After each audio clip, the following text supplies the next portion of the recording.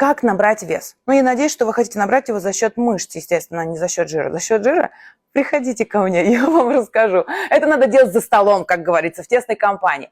А если за счет мышц, да, это проблема, это не очень просто. Я не смогу сейчас дать какой-то универсальный такой совет. Первое, конечно, ходить в тренажерный зал.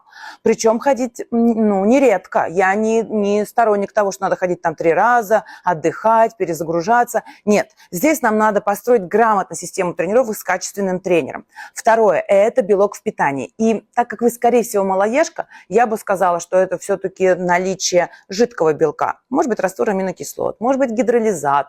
Ну, в общем, ту форму, которая вам приемлема по вкусовым качествам. 1-2 порции в день обязательно, 100%. И режим дня. Пожалуй, что и все. Не исключать углеводы, они тоже будут нам важны. Здесь диета и грамотные, регулярные, постоянные, упорные и тяжелые тренировки. И все получится.